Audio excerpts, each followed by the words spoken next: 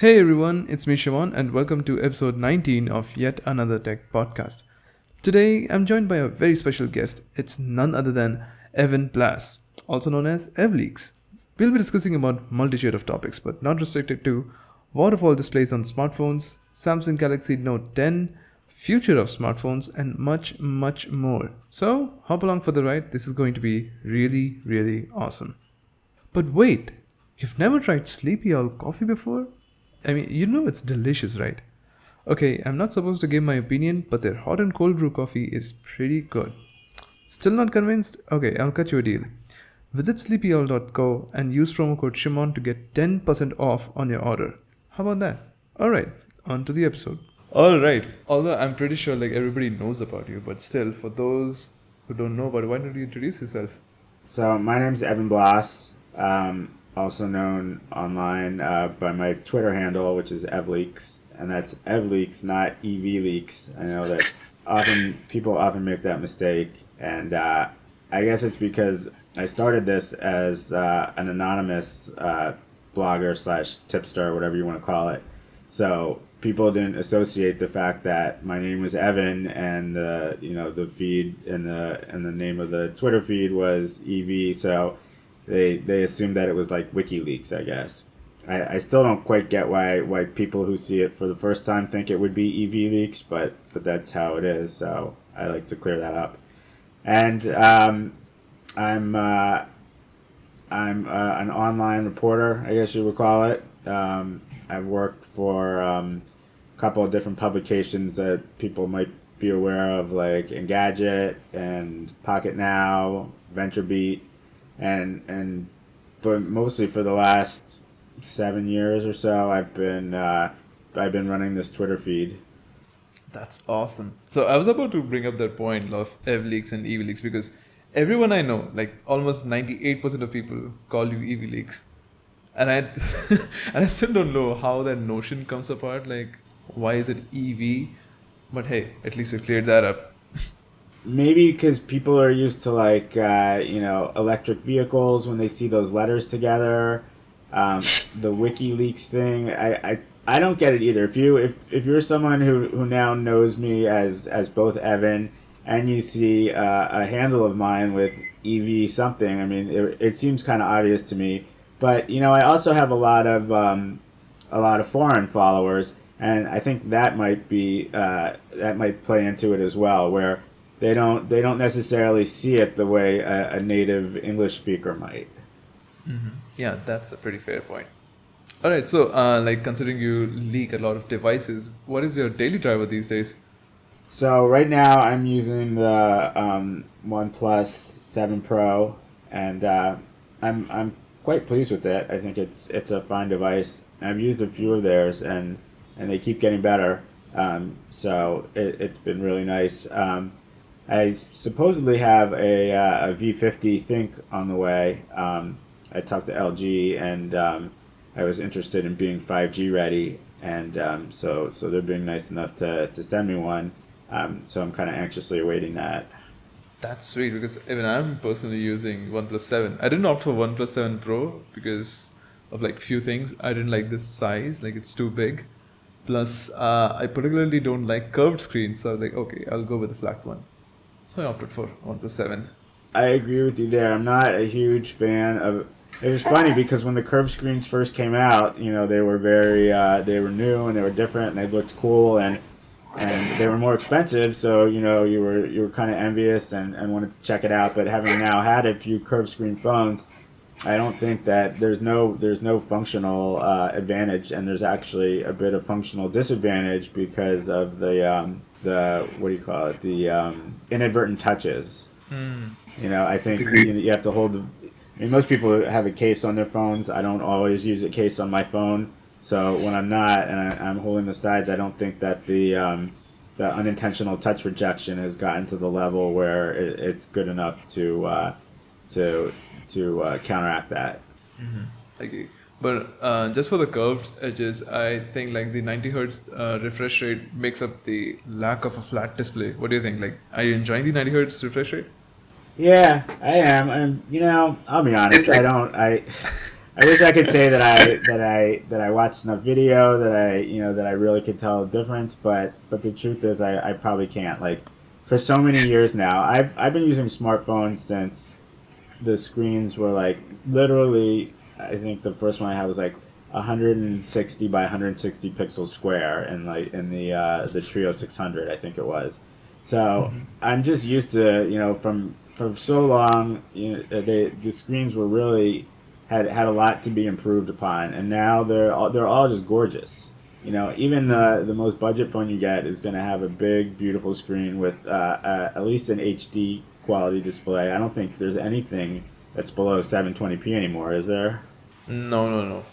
At least the basic threshold is now 720p, Right. So which is I nice. mean that's pretty huge, I think. And you tend to have a good color gamut. At the higher end, you have these OLED screens. So now the improvements that we're seeing are much more incremental, and I feel like 90 hertz fits into that category of being a rather. It's nice, but it's still a somewhat incremental improvement. I agree. And since we're talking about screens, did you look at that waterfall display from Oppo, which is like literally 88-degree curve on the edges? I don't know if I have.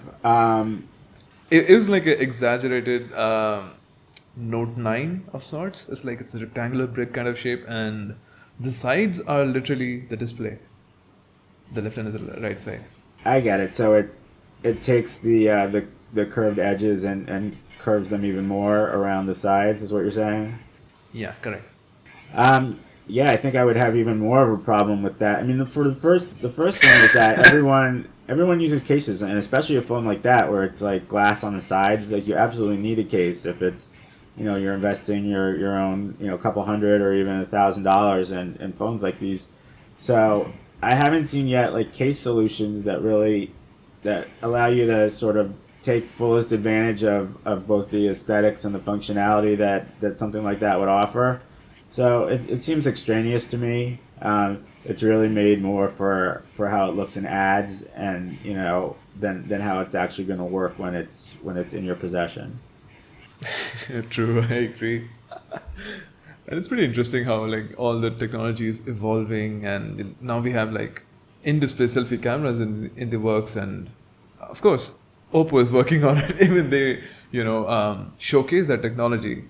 Do you do you see yourself taking selfies at all, except for like video calls?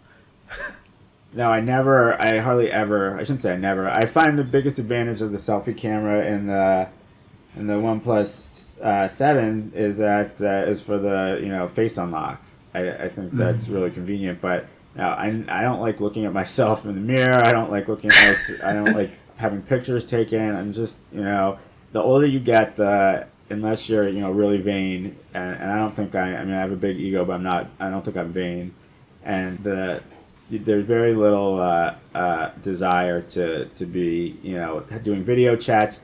Anything where you're like so close to the camera where it kind of fisheyes your face a little bit.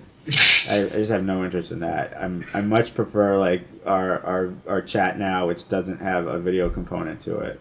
All right, so correct me if I'm wrong, but the pop-up selfie camera on OnePlus 7 Pro pops up even if you get a video call, like even if you don't attend it or decline it. Because I'm just like I'm an old person now. Like the people that I talk to like aren't making video calls. Where I mean most people who I talk to on the phone, it's still talking on the phone, and then some people who I talk to on Skype, it's just audio only. I don't have kids. I'm not married, so I don't really need to be communicating in that way with people who want to have that sense of like really being there with me. So it's something that's really not applicable to my life for the most part. I see. So yeah, like it's like when it comes to like pop-up cameras, you're done with it. Like it's fine. At least you get a full screen, and you don't have to like pop it up. So that's great. I do think that there is some advantage to the under-screen and display cameras in that that means that there's going to be less mechanical parts on the phone to, like if you don't want to have a notch right now, you have to have some sort of clever way to mechanically either pop up the camera, or like with the Mix and the Galaxy A80, they have the whole body kind of slides up against the back. But and anytime you have more mechanical, more moving parts in a phone, there's just more stuff to break. So in that regard, it's again an incremental advantage. But for me, there's no real practicality. I know that you have to have these front facing cameras, but I was just fine before smartphones had them at all. True. Like, if given a choice, I would still opt for like a normal notch, because if you ask me, the A80 is the most over-engineered solution one could come up with a solution to just eliminate the notch. It looks bad. In my honest opinion, it looks pretty bad.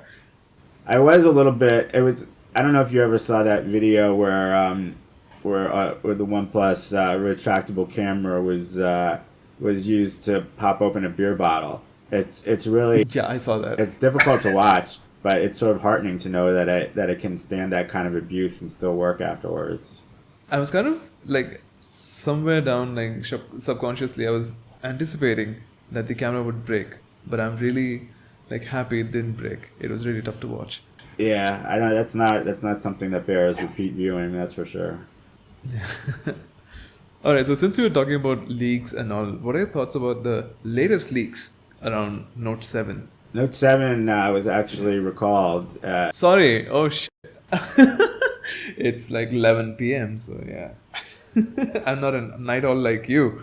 So yeah, I was talking about Note 10, not Note 7. Right. Damn. I think we should also let the listeners know that this has not been an easy call to schedule, because I'm here in the US, you're over there in India, and the time difference between us is what, like 10 hours? Close to 12 hours, I guess. Like, it's literally polar opposite. So it's like one of us is going to have to do this like late at night, and before we were trying to do it where it was late at night for me, and that wasn't working, so now we're doing it where it's late at night for you, and this seems to have been a better choice for us. Yeah, agreed. So I think the Note 10's a hot looking phone. I know that there's people that I would say the majority of people even probably prefer the centered selfie cam, but I don't. I like the look of the offset one. I think while I like symmetry in a lot of cases, I think that there's also a beauty in asymmetry sometimes. And so I was a fan of the S10 look more so than I am with the Note 10. Although I do like that it's a lot smaller. They could have just. I've seen people be like, why didn't they just make it a notch? And they really could have, because it's situated so close to the top of the display. But it's a great looking phone. I'm sure whoever gets it's going to be quite happy with it. I mean, one thing is that especially after that Note 7 debacle, and now after the Fold debacle as well, Samsung is really they're you kind of always know what you're going to get more or less with a Samsung, because they're really putting a lot of work into these phones. I agree. Like, they literally push themselves every year. Like, I don't know if I'd necessarily want to be the first one anymore to buy one. I was thinking of buying a Fold right when it was first introduced, and Wow. well, I'm talking about like right when they showed it off at the Unpacked event, and it was before any journalists had gotten their hands on it, and it wasn't really clear what all the downsides would be. I thought this was like a great move forward, and I still think it as a technology, it's going to eventually become much more prevalent, but there's still a lot of kinks to work out, and some of these kinks in this first generation one just don't seem worth the investment. Like basically, from what I can tell, is we're not too far away from actual glass that will be able to be manipulated, like folded and rolled, and so these plastic solutions are sort of going to be they're not long for this world, or that we're going to look back and just wonder about this like brief couple year period. Yeah, it'll be interesting to have like foldables, and I was like going to segue into this topic of like how would be the future of smartphones? Like we see like the bezels were shrinking, then we had the notch, now we have like hole punch displays. Like what's next? Like do you see yourself using a like rectangular brick of a smartphone in like next 5 years, or do you think like we will have something like a wearable of sorts and that would be our primary computing device? I anticipate having a foldable within the next 5 years. I would think definitely. Um, yeah, I can't. I think as you know, we have this appetite for larger and larger screens. That seems to be one of the almost the things that you can predict each year with these phones like the S series and the Notes that each year the screens are going to get just a little bigger, but they're running out of space to do that. So there has to be there has to be a way to address that appetite for larger displays without expanding the size of the handset anymore. And they really come up to the limits of how much display you can fit into a rectangle without increasing the size of the rectangle. And so the logical next step is foldables and rollables, and the technology seems to be almost there, not quite there, but I think it's promising. And yeah, I definitely don't anticipate to have at least like it might be a rectangle, but it'll be a rectangle that unfolds into an even bigger rectangle. So, would you like to have like a foldable laptop as well, like a single device which can be your phone, and once you unfold it, it becomes a larger device, maybe your tablet or a laptop as well? Yeah, I love the idea. Although, well, let me preface that by saying my phone operating system of choice and my tablet operating system of choice are different. So it's not like you could start with an Android phone and unfold it into an iPad.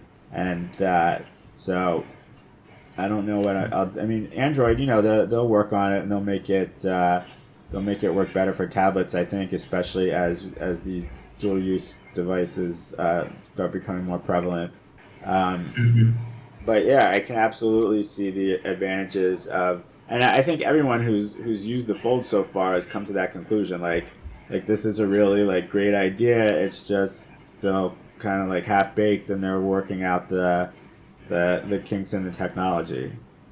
And that's like true for every Gen 1 product. Like you introduce it, you find some flaws, you fix it, reiterate it, and after a couple of generations, you get a better device.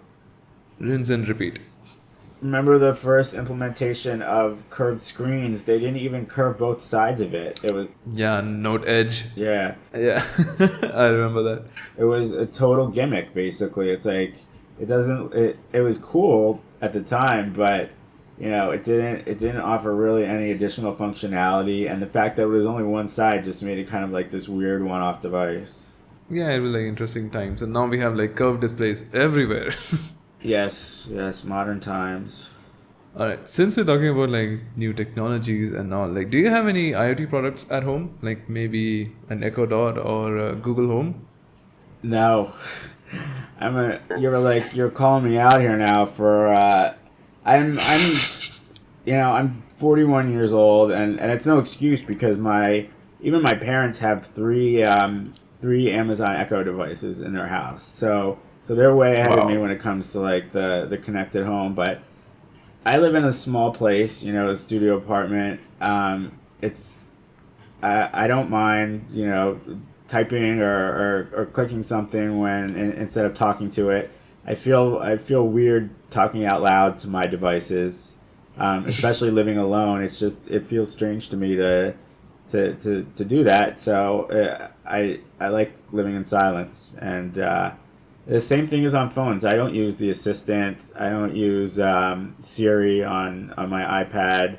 I don't use Cortana on my desktop. None of that stuff interests me. And I know that there's other people my age who feel the same way. Like, we grew up like pushing buttons and swiping screens, and that's kind of what we're comfortable with, and we don't see a lot of use cases. I mean, I know people who work at Google who really only use the assistant to like set their alarms or something. Like there's a disconnect, I think, that you don't get over unless you're born like digital native.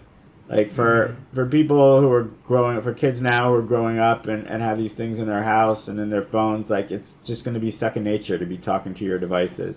But for me, it's really not. Pretty interesting, I must say. Like I have three Echo Dots at home, and I barely use it.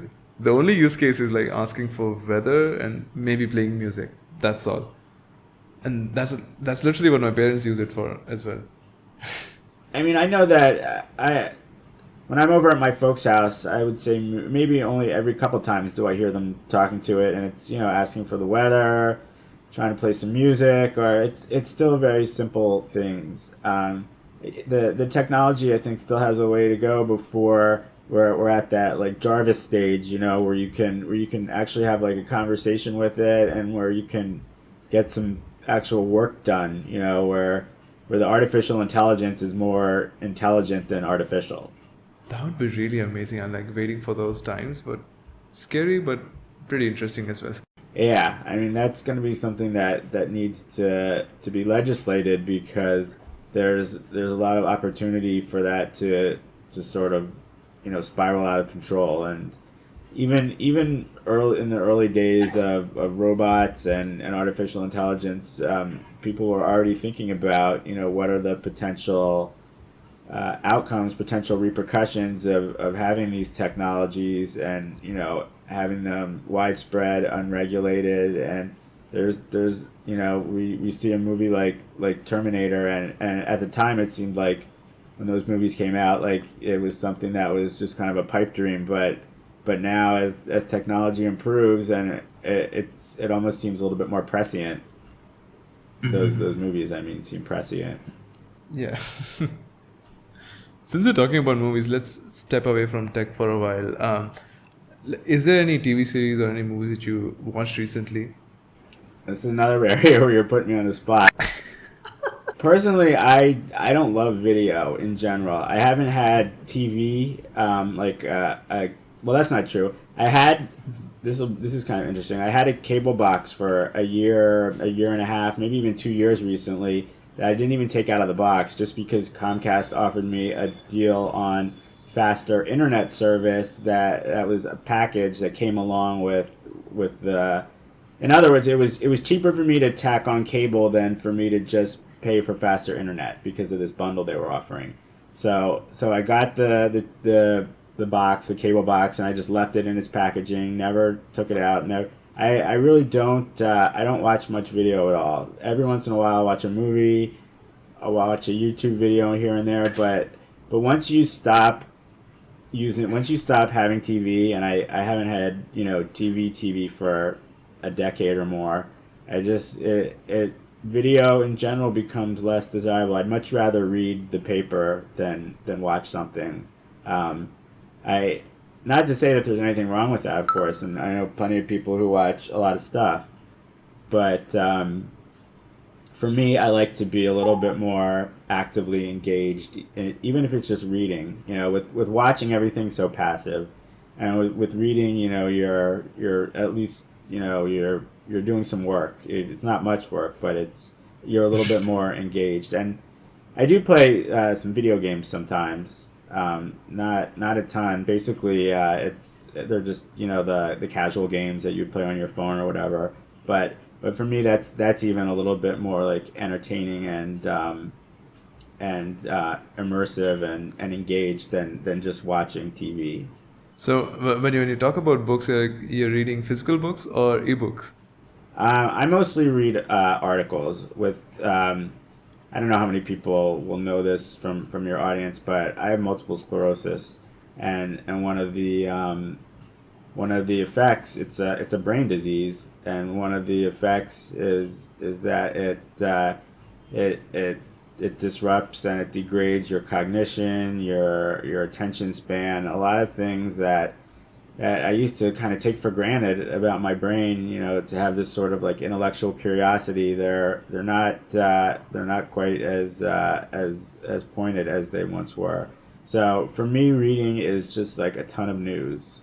I subscribe to 2 newspapers, the online versions at least, and besides reading those all the time, I'll read all the technology press, and I mean I honestly wonder how people like have the time to both keep up with current events in national and international news as well as current events in technology, and on top of that also read books. To me, it seems like too much. I wouldn't know like I wouldn't know where to squeeze it all in. Yeah, me too. Like I think the last time I read a legit book would be years ago, and I still have like a ebook which is just eating dust in my drawer. So there's that. Yeah, I mean, I wish I could say that I was more. I don't feel like I'm not well read, but I definitely don't read literature or any real deep dives into topics. And that's it's just part of for me. It's part of the what's happening to my brain and just trying to stay focused on it and find things that I can do that still keep me intellectually engaged, but that I'll actually do and not I'd rather read something than buy a book and not read it and waste money on it. I agree. So do you think like this not reading books is more about the attention span in general, like how people are having less attention span than they used to have like years ago because they have like numerous amounts of like entertainment, like different form of entertainment, not only like text, they also have audio, video as well and images, whatever it is. I think that's true. I'd be interested. I don't know exactly how the book market in general is doing, but I'd be surprised if people were reading as many books nowadays because of what you said. There's just so many for your free time, and you have so many options. When you think about just the options that you have on like a tablet, there's so many things you could do on it. Sitting down and reading a book is often the kind of the least exciting of them. And so it's like if you can play a video game, if you can go to Netflix and watch like any movie you want, any show you want, and you have more than Netflix, you have like HBO, and there's just so much to watch and to play. And then now we have like VR that's also trying to capture our attention. I think it's really difficult to sit down and read an quote unquote old fashioned book.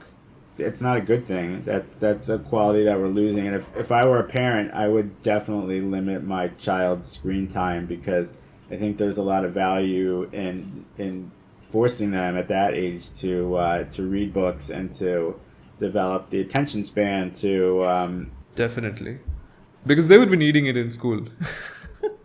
You gotta read books in school. Yeah, and well, that's another thing is that the optimally I think you wanna stay in some sort of schooling as long as you can, even if it's just like if it's just classes that you take through your job, like on the job training to keep yourself like sharp and intellectually engaged. And the downside of working for yourself is that there's no one to offer me these classes or this kind of training, so having that's one of the real pluses of working at one of these big companies is that there's constant opportunities to continually educate yourself. Okay, so since you were talking about games, like you play a little bit of games, so which ones do you play on your phone? So the game that I've been playing the most, like as in like for years now, it's an Angry Birds variant called Angry Birds Friends. Have you ever heard of that? Yeah, I have.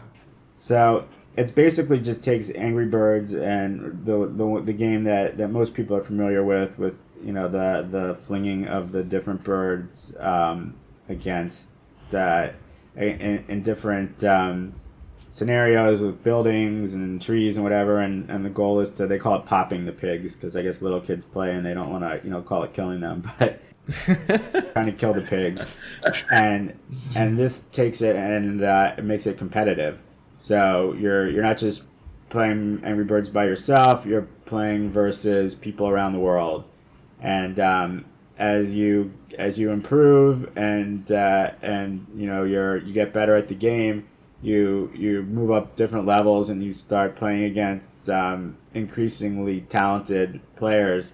And after doing this for I guess I've been playing this game for like 3 or 4 years at least.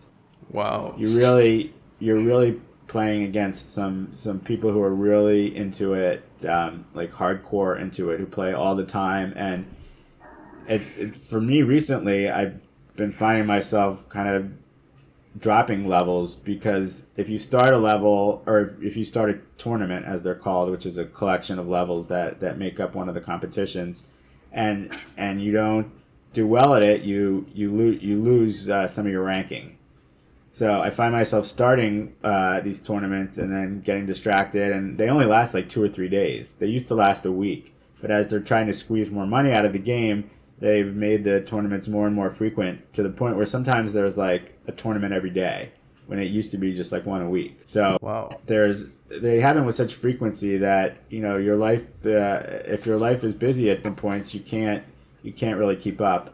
But yeah, it's still a lot of fun. It's at the end of the day, it's the Angry Birds experience, but it's even a little better, because you have different, they call them power-ups, that change the ability of the birds that you're flinging, or something on the board, and make it a little bit more, add some variables to the gameplay, which I like. Oh, I see. Sounds pretty interesting. So is it like simultaneous play? What do you call that? Real-time multiplayer? Like if you're competing with someone, like you have to race against time or something like that? No, it's all based on the score that you get. So you're competing for high scores. They did bring a component of it that is nominally real time, but it's really not. You're, as far as I can tell, this one component of it, which is another part of, it's an optional part of the game. You're competing against someone's recorded performance. You know what I mean? Oh, I see. Yeah, it's just like a ghost in a racing game where you have like a transparent car. There's so much lag, and since you have unlimited amount of time to do these levels, like there's no time limit. There's really no way to put two people together and have them compete at the same time, because someone might take a minute to do a level, someone might take a half hour because they stepped away from their device for whatever reason. So there's really no way to do it in real time, but they figured out a way to do like pseudo real time, I guess you could call it. I see. Pretty interesting. So apart from like mobile games, do you play games on your PC, laptop, anything? I used to play a lot more. I still have like a shelf full of like some of these older, Godfather. I have, what was the other one? Fear. Remember that game? Oh, nice. You got some good collection. Yeah, but again, like this was more stuff when I was like in my 20s and 30s. That was more interesting for me. And now I don't really follow it at all. The way that my computer's set up now, in fact, I use the integrated graphics from my biggest monitor. So it's fine for like the, displaying the static content that I need, but I don't think it would work well at all for, these games that have like anti-aliasing and, need like a lot of graphics horsepower in terms of, their, in terms of like the polygons and whatnot, and the 3D. It's not designed for that. Yeah, that really won't run. Unless if it was the Intel's 10th generation CPUs, which do have like pretty beefy integrated graphics, but somehow they've managed to like totally mess up the naming scheme, so now it's like totally unrecognizable. Very confusing. I do have, so my machine has one integrated and one discrete card. So I do have a discrete graphics card, but just because of the way the ports work, I have that hooked up to my smaller monitor. And the monitor that's in the center of my desk, the one that you would naturally want to game on, is not optimized because it's not hooked up to that. If I really wanted to, I could probably figure out a way, but I don't have a need. So I just take the easiest route and use the capabilities that I already have. Because I presume the GPU would be having like 2 HDMI slots at least for like a dual monitor setup. Yeah, no, here's what I do is, I used to do it that way, but now each of my monitors is hooked up to a different GPU. And so I actually do run into some problems sometimes if I'm moving something from one screen to another. It can be problematic if there's if it's like graphics intensive. But it really, like I said, since I'm not watching a lot of video, I'm not playing a lot of games. It's really not such a big deal in practice. But yeah, you're right. If I was really doing this seriously, I would have a better graphics card that could push both of these monitors out of ports on the same card. As you know, we met as on Twitter. As you know, you followed me years ago. It's literally Yes. you probably have been 5 years. since, and you've really been one of my most engaged and one of my most polite and respectful followers. And so when you asked me to do this, I was more than happy to, because especially as you've seen recently on my account, there's plenty of you've seen it for over all the years. There's Yeah. people that just that don't really respect that you're bringing them a free service. You're not asking for money for it, and all you want is kind of to be treated nicely. But Mhm. but people don't always see it like that. The first thing that you say that they disagree with, they'll jump down your throat. And that was part of the reason that I took my account private. Was I just couldn't deal with that anymore. I wasn't enjoying Twitter the way that you should enjoy it if you have a lot of followers. Mhm. I wasn't looking forward to like going and reading all my mentions, and it was becoming like a job, and Mhm.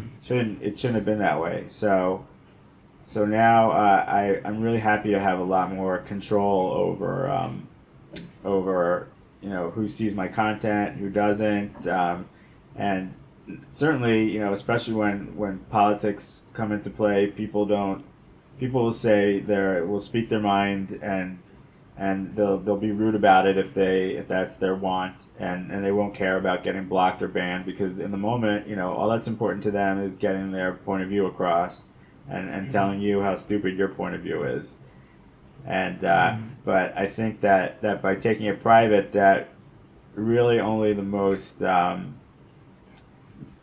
passionate, we'll call them, people are going to go that route. And I think for other people, it probably makes them think twice about if I enjoy this guy's leaks, if I enjoy his content, I'm not going to just lash out at him over rather like petty and immaterial things. Yeah, people tend to forget that it's not a right, it's more like a privilege, and they don't respect that. Yeah, I mean, I agree with you, and and I think that's true for following anyone, but it doesn't feel like a privilege because of the fact that even if you get blocked on Twitter, you can just go, if someone's account is public, you just go to a different browser where you're not signed in, their content anyway. So it's like there's very little, or you could start up another account and then go and follow them and read all their stuff that way. So there's very little disincentive to behaving nicely on Twitter, and I think that if Twitter wasn't so um, if it didn't if it was if the lifeblood of Twitter wasn't these public tweets by verified and high profile politicians and entertainers and what have you, uh, and if they spent a little bit more time on encouraging and building tools to make the privacy and the ability to protect certain content a little more granular, I think that it would have an overall positive effect, and I think people would enjoy it more, even though Twitter itself would get less value out of it because they wouldn't have as much public content. Mhm. But Facebook, I mean, isn't that what happened to Facebook? They've learned to live without having most of their accounts publishing public content. They pivoted.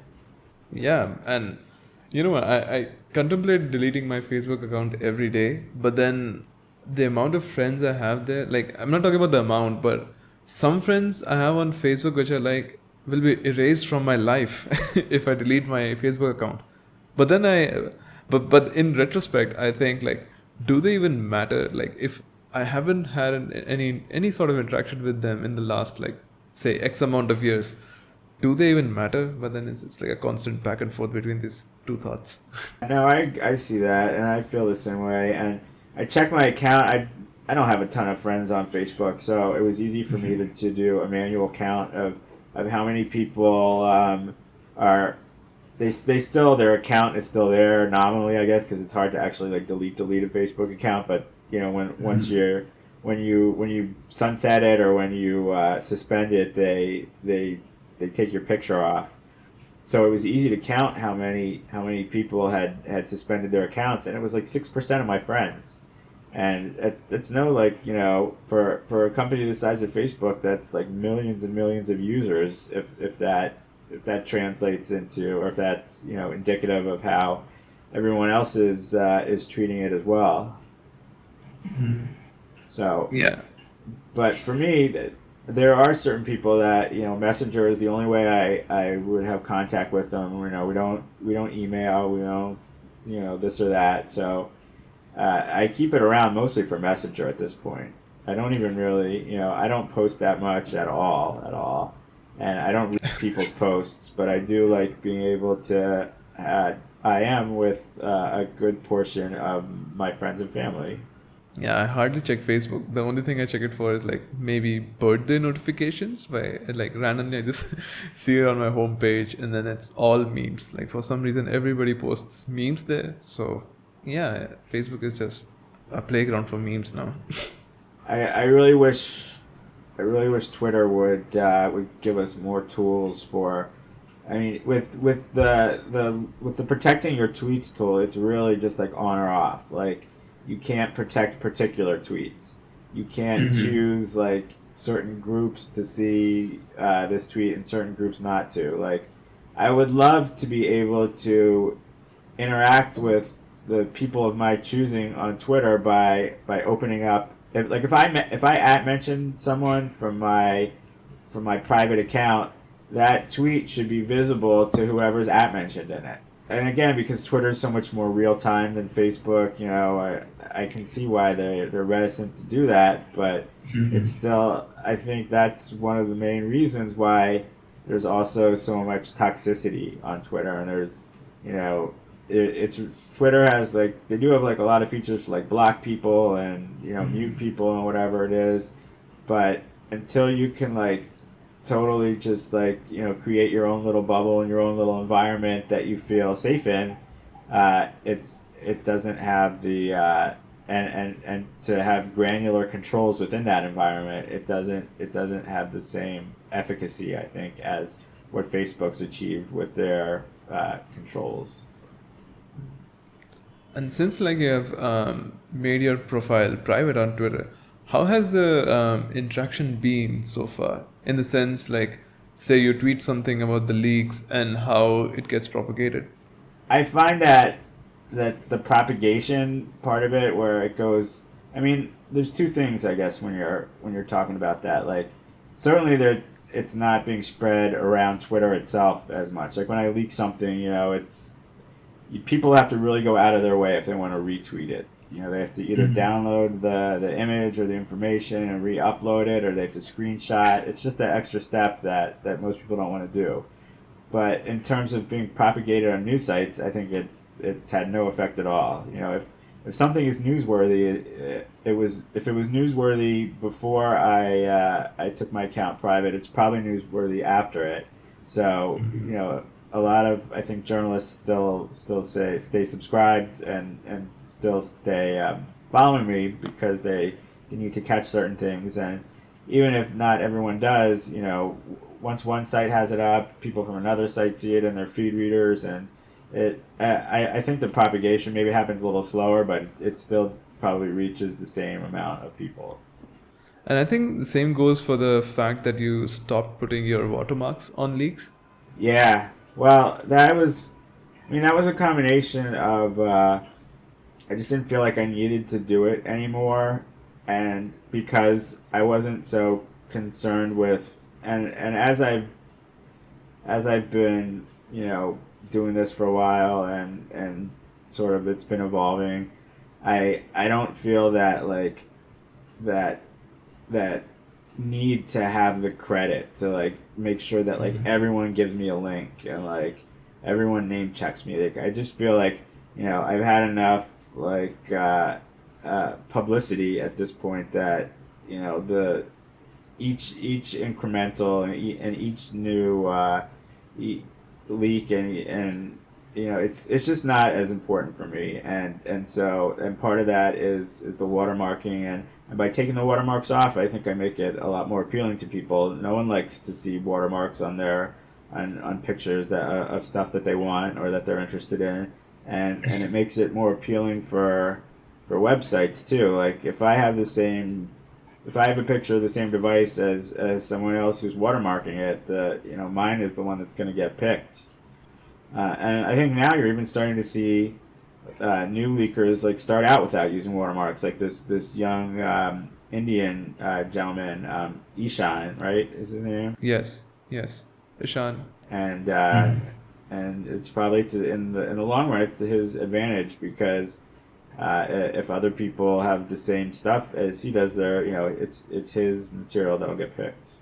Yeah, but since comparatively he's in a nascent stage, I did notice him like fighting for credit, because like I mentioned before, the toxic YouTubers in India, one of them used Ishan's leak and then credit him, and that's how it went down. Like he used the leaks like repetitively in multiple videos and didn't credit him. And there's that. I think Ishan's perfectly within his right then to call that person out, but that's like something that I shy away from now. But like you said, he's in a nascent stage. He's a teenager. I'm like an old man, so we have different things that we're looking for out of this, and different values, and no one should begrudge him for trying to get his credit. For when he does work. So I can like move on to saying like that. Where can people find you on the internet?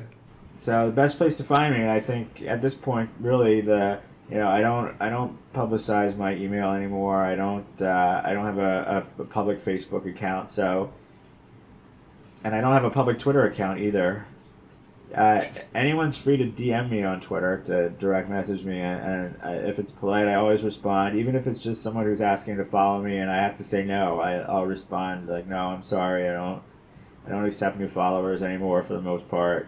And I'm not doing that to be rude or trying to be exclusive. It's just I don't want, even though people hear me because of leaks, I don't want people following me because of leaks, and I don't want to have an account that's full of just people who care about the leaks. So by taking a number of different steps, which were privatizing the account, not accepting new followers, and really making leaks a much smaller part, and decreasing their importance and their role within the account. And I think you can see this. I talk now much more about other stuff than I do about phones and leaks, and I try to kind of I try to make it a good mix. But still, I think anyone who's watched me over the last few years can see that my interests are moving in one direction and away from certain other directions, and I just don't want to end up with people who don't care about the person at all, who just care about the leaks, because the leaks won't be there forever. Yeah, we all care about you, Evan. Don't worry. I really appreciate you, and I was flattered that you wanted to have me on your show, and I enjoyed doing this a lot. So thanks for joining. It was really great having a chat with you. You too. Alright folks, that's all for this episode. If you liked it, do share it, like, share, subscribe, do your thing. If you have any questions or just some constructive criticism, do reach out to me on Twitter, which is @ShimonIPS. That is SHIMONIPS. Just tweet at me and I'll get back to you ASAP. And also, you can just send me voice notes on Anchor. So be it your PC, tablet, or even smartphone, you can just send me a voice message and I'll get back to you as soon as possible. Alright, I'll see you in the next one.